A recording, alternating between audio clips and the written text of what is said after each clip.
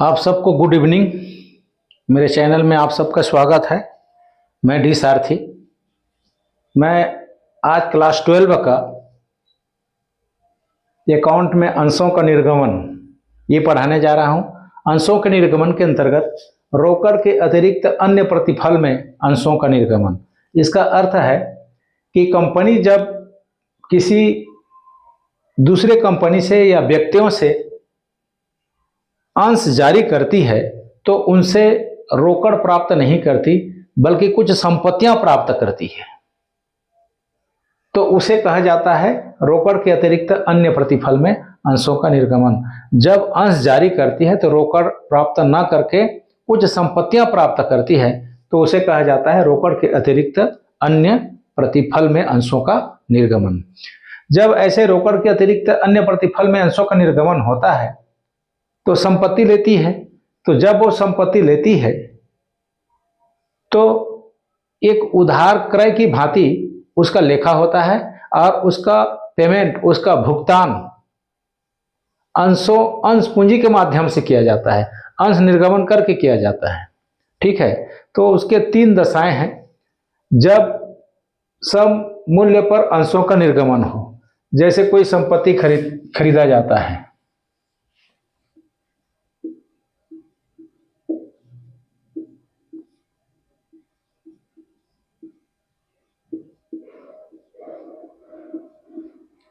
संपत्ति क्रय करने पर संपत्ति जो भी हो, संपत्ति खाता डेबिट,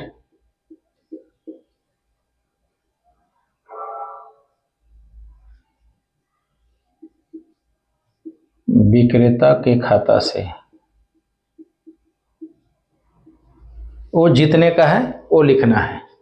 संपत्ति क्रय करने पर संपत्ति खाता डेबिट विक्रेता के खाता से। अब इसका पेमेंट करना है, ये विक्रेता को पेमेंट करना है तो अंशों के माध्यम से करना है।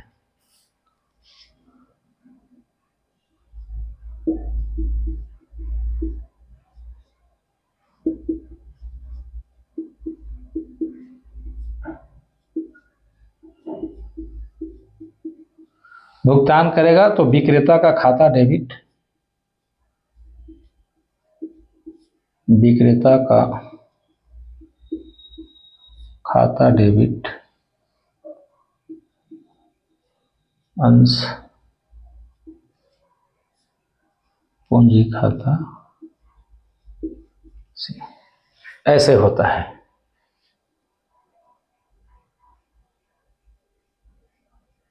ठीक है, इस तरह से उसका पेमेंट हो जाता है।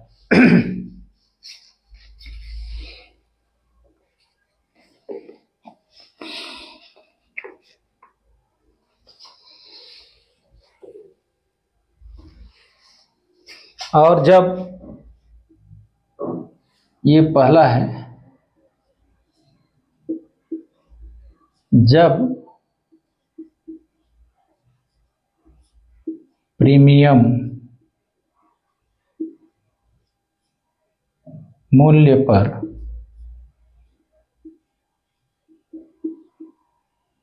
अंशों का निर्गमन,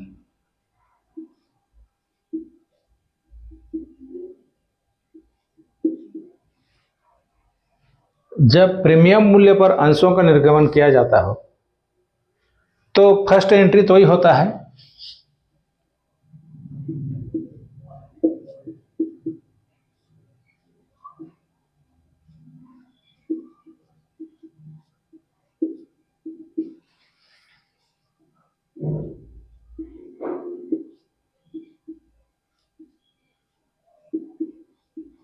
संपत्ति खाता डेबिट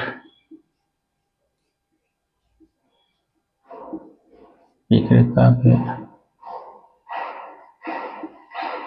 खाता से। ठीक है, जब पेमेंट किया जाता है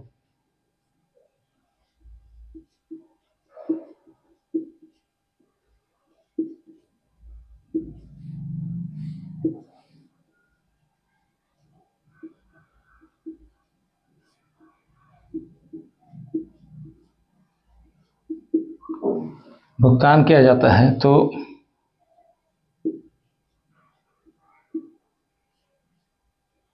विक्रेता का खाता डेबिट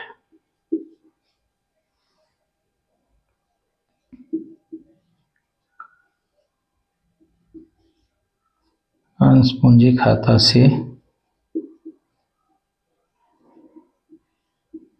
अंश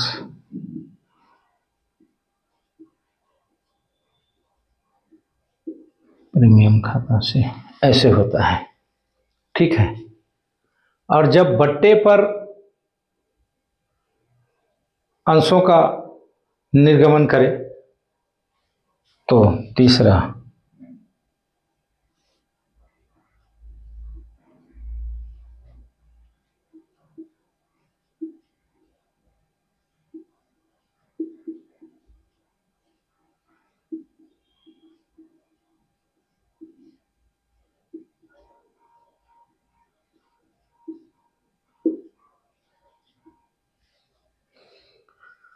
तो फर्स्ट एंट्री वही होगा,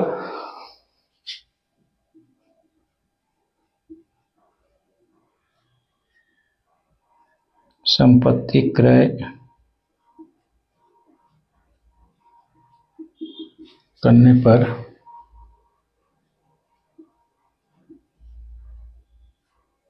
संपत्ति खाता डेबिट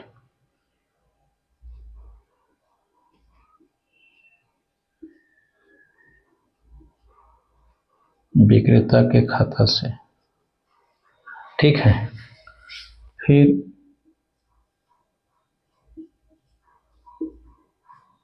विक्रेता का भुगतान करने पर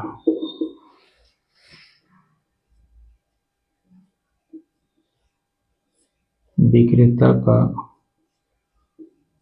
खाता डेबिट बट्टा खाता डेबिट अंश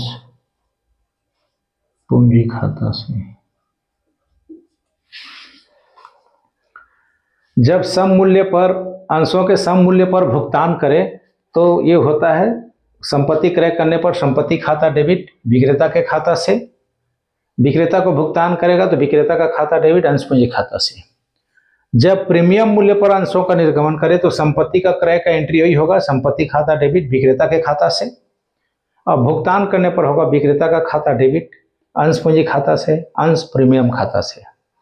तीसरा है जब बट्टे पर अंशों का निर्गमन करे तो फर्स्ट एंट्री वही है, संपत्ति क्रय करने पर संपत्ति खाता डेबिट विक्रेता के खाता से, और जब विक्रेता को भुगतान करे तो विक्रेता का खाता डेबिट बट्टा खाता डेबिट अंश पूंजी खाता से। इस तरह से ये 3 तरह के एंट्री होते हैं। अब हम सवाल बनाएंगे तो पता चलेगा कि क्या हो रहा है।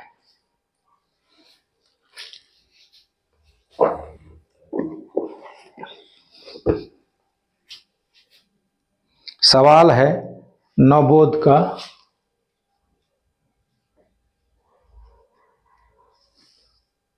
33 नंबर। जेड लिमिटेड ने एक मशीन 39,600 रुपये में नीरज ट्रेडर्स से खरीदी, जिसका भुगतान 10 रुपये वाले अंशों में किया गया। अग्र दशाओं में पंजी प्रविष्टियां बनाइए। पहला, जब अंश 10% प्रीमियम पर निर्गमित किए गए हों। दूसरा, जब अंश 10% कटौती पर निर्गमित किए गए हों। ठीक है। तब हम देखते हैं, इसका एंट्री बनाते हैं फर्स्ट सेकंड।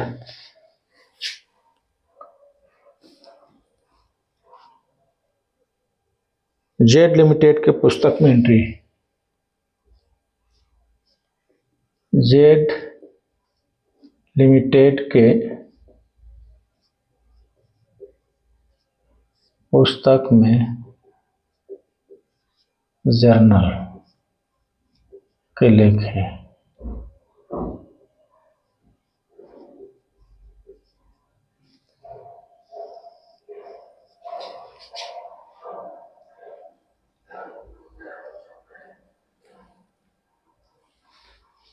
ठीक है। पहला, जब अंश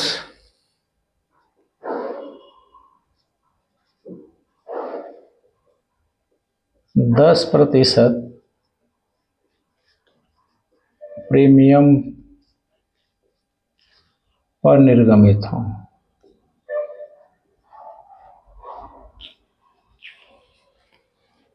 तो ऐसी स्थिति में हम एंट्री करते हैं, क्या खरीदा है? मशीन खरीदा।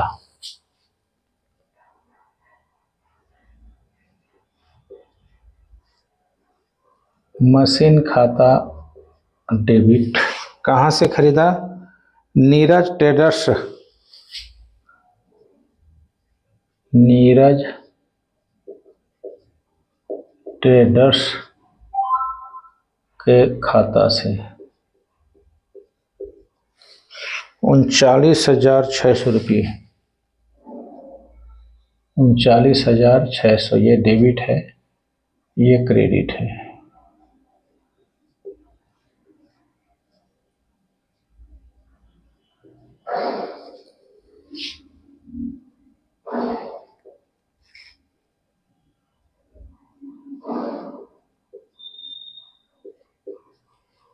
ठीक, अब नीरज ट्रेडर्स को इतने रुपए देना है, तो 10 रुपये वाले अंश में देना है। तो यहां होगा नीरज ट्रेडर्स का खाता डेबिट 39,600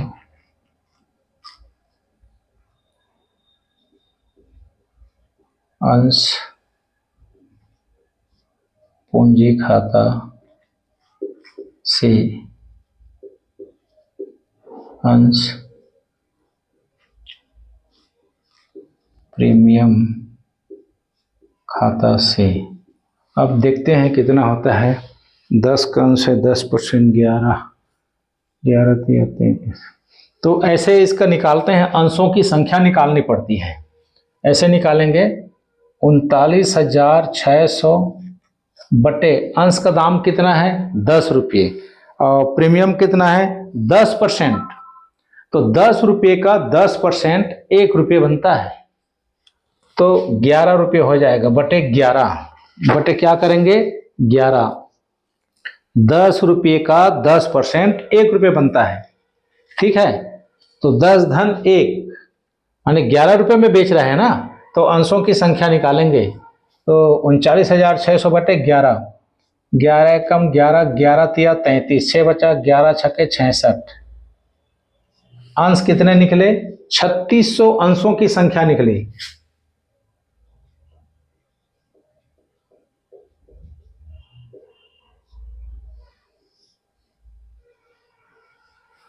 अंशों की संख्या कितनी निकली? 3600। तो ये होगा 3600 गुणा अंश का दाम 10 है, तो ये होगा 36,000। कितना होगा? 36,000। प्रीमियम है 1 रुपये, तो 3600 गुणा 1 बराबर 3600 हो गया। देखिए 39,600 हो गया। तो इस तरह से इसको करना है।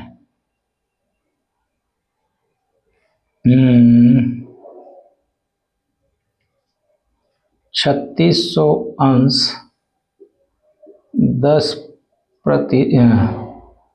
10 रुपये वाले 10% प्रीमियम पर निर्गमन। ऐसे हो गया, फर्स्ट पार्ट खत्म।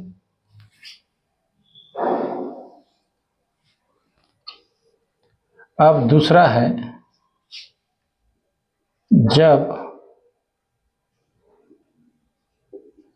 अंश 10% बट्टा पर निर्गमन हो।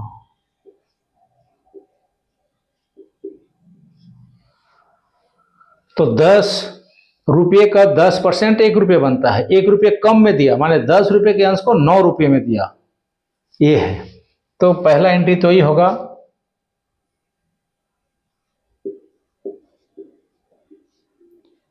मशीन खाता डेबिट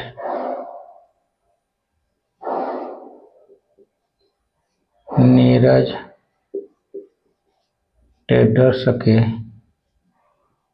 खाता से 39,600, 39,600। ठीक है। मशीन खाता डेबिट 39,600, नीरज ट्रेडर्स के खाता से 39,600।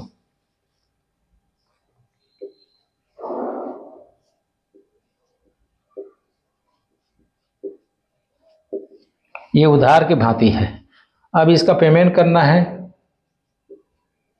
तो नीरज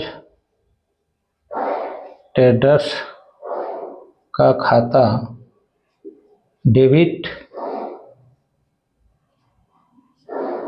बट्टा खाता डेबिट अंश पूंजी खाता से पेमेंट करेंगे तो नीरज ट्रेडर्स का खाता डेबिट बट्टा खाता डेबिट अंश पूंजी खाता से। तो ये तो ले गए ही 39,600। बाकी अभी निकालते हैं कितना होता है। 39,600 बटे 9 करते हैं। ठीक है, क्योंकि 1 रुपये घट जाएगा ना, अभी बट्टा में कम होता है तो 10 में 1 रुपये घटा दिए 10% तो 9 रुपये बना। 9 एकम 9, 9 चौक 36, 3 बचा, फिर 9 चौक 36। शेयर कितने हो गए, अंशों की संख्या कितनी आई, 4400।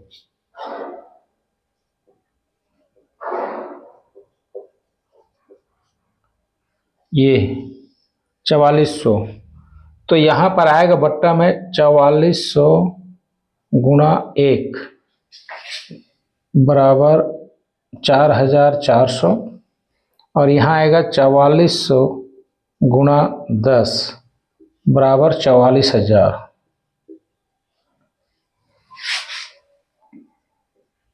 4400 अंश 10 रुपये वाले 10% बट्टे पर निर्गमन। इस तरह से ये सवाल बन जाता है। आया होगा समझ, आया कि नहीं? देखिए इस तरह से ये दोनों बन जाता है। रोकड़ के अतिरिक्त अन्य प्रतिफल में अंशों का निर्गमन ये है। ठीक है, एक सवाल और देखते हैं।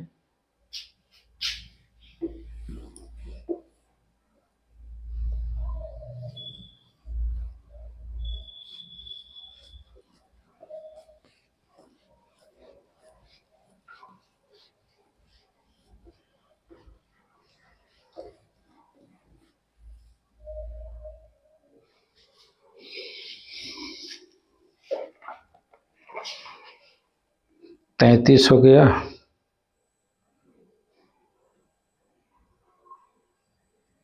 अब देखते हैं 34 नंबर को एक ठो।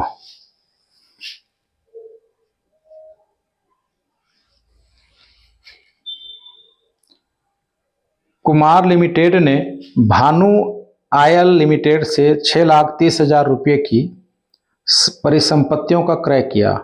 कुमार लिमिटेड ने समझौते के अनुसार 100 रुपये प्रत्येक के पूर्ण प्रदत्त अंशों का निर्गमन किया। कौन सी रोजनामचा प्रविष्टि की जाएगी यदि अंशों का निर्गमन सममूल्य पर, 10% बट्टे पर, 20% प्रीमियम पर हो?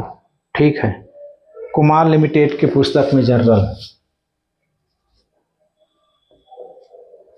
कुमार लिमिटेड के पुस्तक में जर्नल पहला, जब अंश सममूल्य पर निर्गमन हो। ठीक है, संपत्तियां खरीदा है 6,30,000 का। कहां से? भानु आयल लिमिटेड से।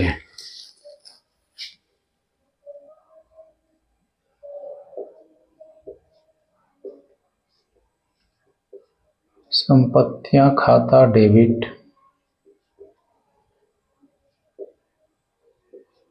भानु आयल लिमिटेड के खाता से, ये डेबिट अमाउंट, ये क्रेडिट अमाउंट 6,30,000।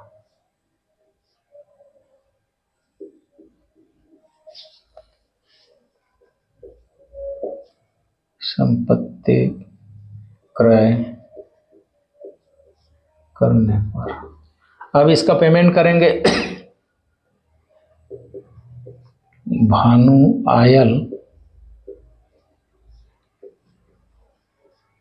लिमिटेड के खाता डेबिट अंश पूंजी खाता से 6,30,000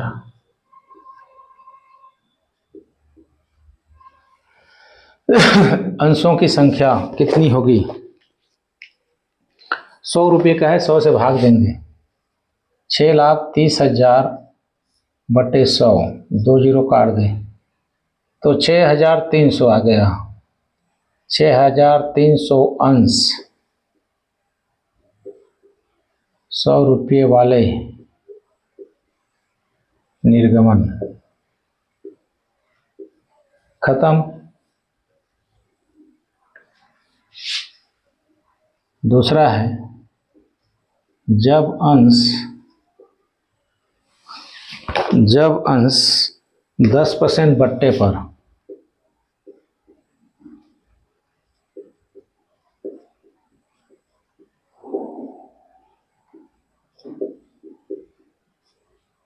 पहला एंट्री वही होगा,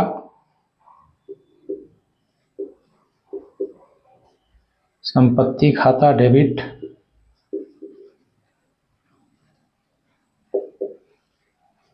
भानु आयल लिमिटेड के खाता से 6,30,000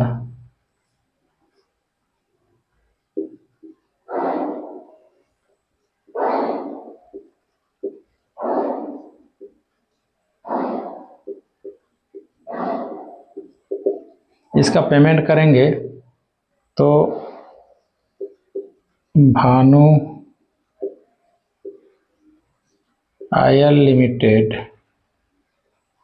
के खाता डेबिट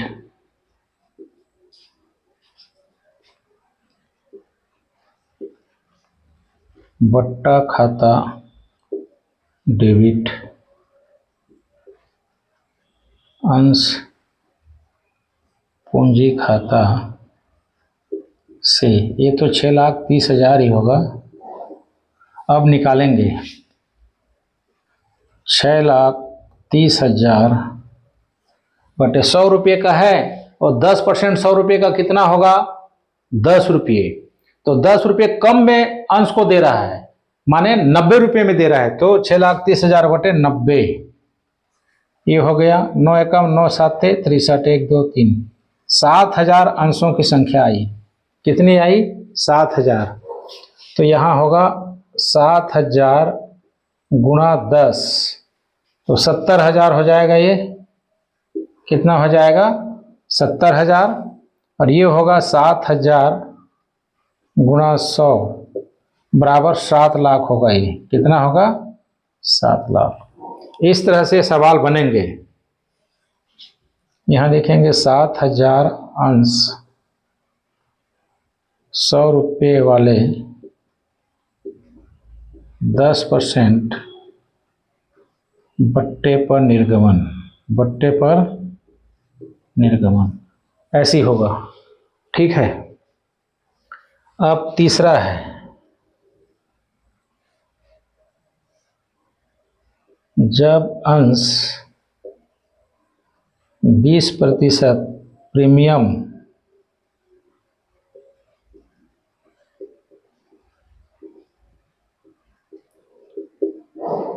तो फर्स्ट एंट्री वही होगी,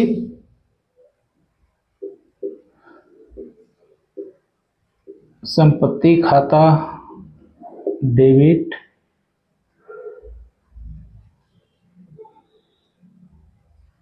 भानु आयल लिमिटेड के खाता से 6,30,000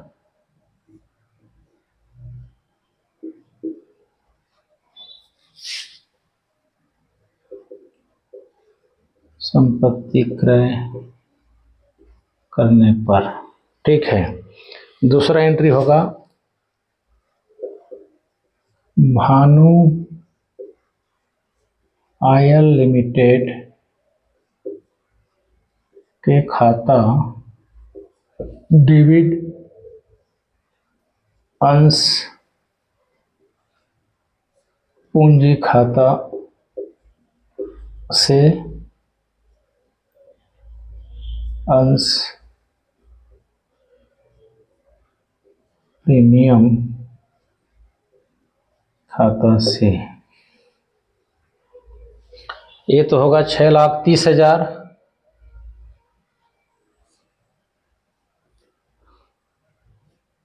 अब अंशों की संख्या निकालेंगे तो फिर करेंगे 6,30,000 बटे 100 रुपये का 20%। 100 रुपये का 20% 20 रुपये होता है, तो माने 100 रुपये के अंश को 120 के भाव से दे रहा है। तो 6,30,000 बटे 120, ये कट गया, 12 एकम और 12 पंचे 60, 3 जीरो उतरा, 12 दूनी 24, 6 12 पंचे 60, 5,250, 5,250 निकला। 12 पंचे 60, 3 30, 12 दूनी 24, 6 12 पंचे 60, 5,250 रुपये अंशों की संख्या निकली। तो यहाँ होगा अंश पूंजी में 5,250 गुणि 100, यहाँ 5,250 गुणि 100 5,25,000। यहाँ होगा 5,250 गुणि 20, तो 1 2 2 पंचे 10, 2 दूने 4 1 5, 2 पंचे 10, 1,05,000, 1,05,000। यहाँ लिखेंगे 5,250 अंश 100 रुपये वाले 20% प्रीमियम पर निर्गमन। ठीक है, इस तरह से ये आपका सवाल बन जाता है। इस तरह से जो भी रहेगा ये तीनों के आधार पर रहेगा। समझ आ गया होगा, मेरे ख्याल से आप लोगों को समझ आता होगा। जब पसंद करते हैं पढ़ाई तो मेरे चैनल को सब्सक्राइब करें, लाइक करें और दूसरों में बांटें भी। ठीक है, तो आज के लिए इतना ही, कल देखते हैं। आप सबको गुड नाइट। ठीक।